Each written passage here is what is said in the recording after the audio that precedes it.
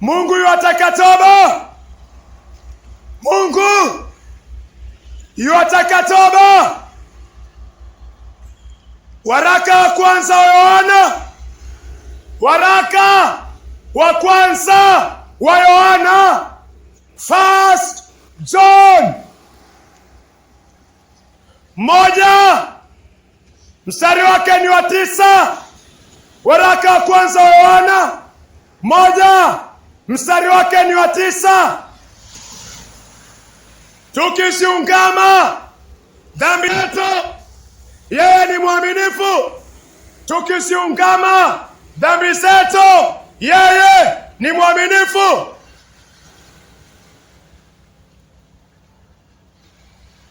na wa haki,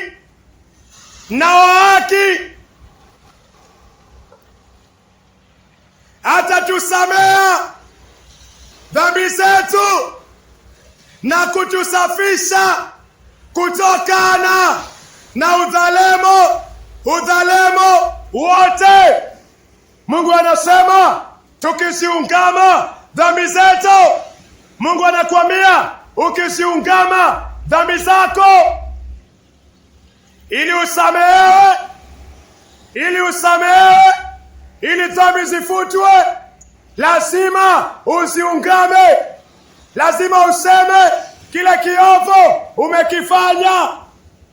Lazima ukitaje mbele za Mungu na uachane nacho. Unapokiri lazima uache. Ezekieli 18 mstari wake ni wa 30. Nitawahukumu nyumba ya Israeli, kila mmoja sawa sawa na njia zake, asema Bwana Mwenyezi. Tubuni,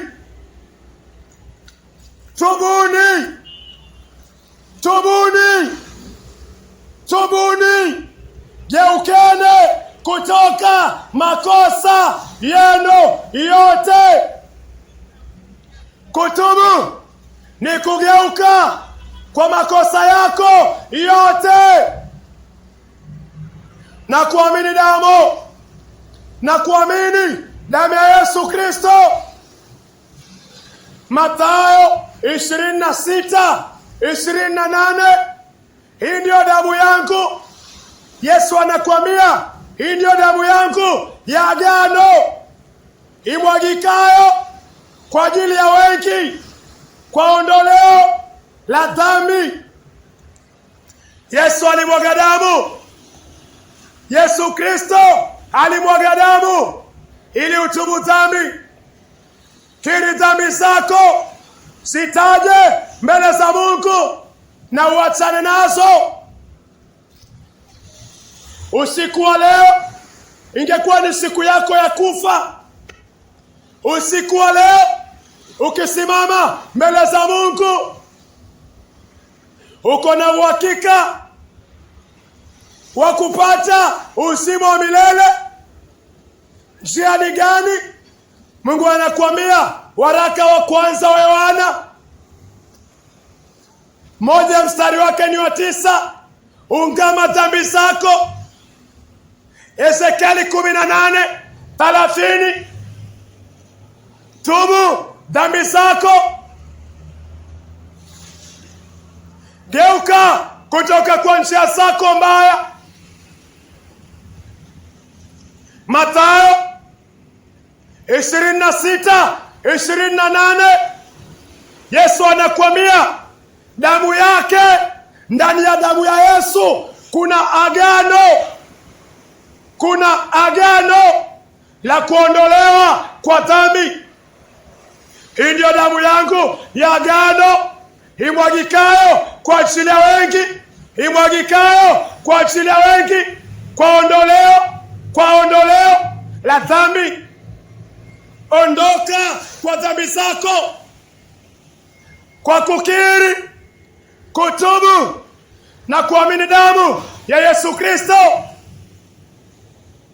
na kuishi maisha masafi na kuoshe maisha masafi, maisha matakatifu, maisha ya utauwa, maisha ya haki. Mwenye dhambi ni marehemu, mwenye dhambi ni marehemu.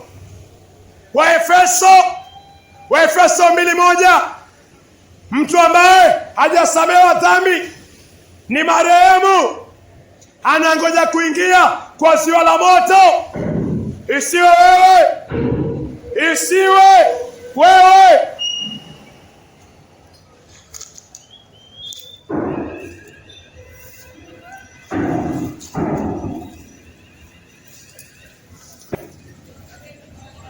Uovu wako isiwe wewe, isiwe wewe. Usiwe yule mtu ambaye umeonywa duniani, umeonywa na ukaendelea kuishi maisha machafu, maisha ya upuzi, maisha ya upuzi. Usiwe wewe. Mwenye busara, mwenye busara huiona hatari na kuikimia, lakini mpumbavu huenda na akaadhibiwa. Mbele yako na mbele yangu kuna hatari. Ufunuo 21:8, Mungu yuko na ziwa la moto. Mungu yuko na ziwa la moto. Hiyo ndo hatari. Mwenye busara anapata toba, mwenye busara anapata toba na kuamini damu ya Yesu Kristo. Lakini mpumbavu anaendelea kwa uovu wake. Unaonywa, unaendelea kwa uovu, wewe ni mpumbavu. Mwenye busara anaonywa, anakiri, anapata toba, anawacha uovu, anamwamini Yesu, anaishi maisha masafi. Mungu anataka toba. Mungu anataka toba. Jichunguze. Kila mmoja atakufa. Leo yaweza kuwa mimi, kesho ikiwa wewe. Uko tayari kusimama mbele za Mungu? Uko tayari kusimama mbele za Mungu ambaye hapendi zina, hataki uovu, hataki upuzi? Maisha gani unaishi? Usiniambie unaenda kanisani na unaishi maisha machafu. Jehanamu utaingia. Na kama unaenda kanisani na maanisha wewe ni mgonjwa wa dhambi, inafaa Yesu akutibu. Hauendi kanisani kuongeza uchafu, uenda kanisani kutibiwa uchafu, halafu ishi maisha masafi. Kwa kanisani kama msharati ni dhiaka. Kwa kanisani kama mlevi ni dhiaka kwa Mungu. Kanisa ni mwili wa Yesu Kristo. Kanisa ni mwili wa Yesu Kristo. Unafaa uwe mtakatifu, mwili ambao hutaki dhambi, mwili ambao hautaki upuzi na kitu kinaitwa chochote kile ambacho kinatokana na shetani. Maisha yako unamwishia nani? Devil worshiper ni mtu yote ambaye anaishi maisha kumfurahisha shetani. Unamtumikia shetani na viungo vyako. Ukizini, wewe ni devil worshiper, kwa sababu unatumia mwili wako kumtukuza shetani. Devil worshiper wako Freemason, wako hapa Feri, wako ndani ya makanisa. Unafanya usherati, wewe ni devil worshiper. Unatumia viungo vyako kumfurahisha shetani. Unamsafi ibilisi. Mpaka lini? Kiri dhambi zako, achana nazo, patana na Muumba wako kabla hujashtakiwa.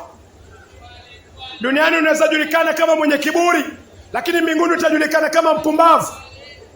Mwenye busara anaona ziwa la moto, anapatana na Mungu kwa toba na imani kwa Yesu Kristo na kuishi maisha matakatifu. Mungu hata compromise. Mungu hata compromise na utakatifu wake. Mpendwa, jichunguze. Jichunguze.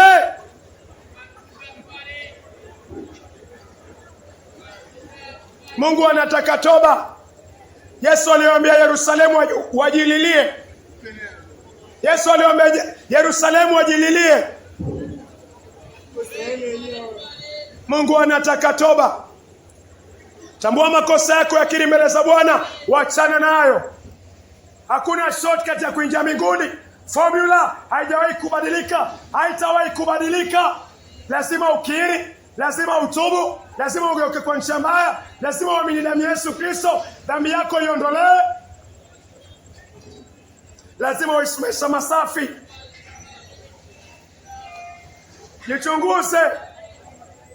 Jichunguze. Ukisoma Biblia inafaa ujiulize, mimi napatikana kwa uchafu huu? Inafaa ujichunguze na uwe na hofu na Mungu. Kila dhambi ambayo unafanya kwa siri, mbinguni imeandikwa na inaendelea kuandikwa. Umelala na mwanaume wenyewe, umekuwa kwa chumba chako, umeangalia pornografia, umefanya masturbation, umezini, chochote kile unafanya kwa siri, mbinguni iko wazi. Maana yake mbinguni kuna vitabu. Ufunuo 21, Ufunuo 20 mstari wa 12. Chochote unafanya kwa siri, mbinguni kiko hadharani. Kwa nini ungoje? Kwa nini ungoje usomewe mashtaka yako kinyume na wewe na wakati uko duniani? Tubu dhambi, mpumbavu wewe. Mungu anataka toba. Mungu anataka toba. Usisimame ufikirie kila mmoja anakosa. Ukifa unakufa peke yako. Venye unaondoka duniani ndio utasimama mbele za Mungu peke yako, na Mungu atakuhukumu. Mungu anataka toba. Mimba ulioitoa Mungu ameandika, hajasahau. Malaya uliyelala naye Mungu anamjua, anajua tarehe, anajua siku, anajua mvua ilikuwa inanyesha, anajua weather. Chunga. Biblia wenyewe unalala naye, bwana mwenyewe unalala naye, Mungu anaandika. Usingoje usomewe hayo mashtaka. Dhambi unazozifanya kwa siri duniani, mbinguni ziko hadharani. Dhambi zako za siri, mbinguni ziko hadharani kwa vitabu vya Matendo. Ufunuo 20:12. Usingoje usomewe mashtaka yako. Tubu dhambi zako, sikiri, wachana nazo, amini damu ya Yesu Kristo. Hallelujah.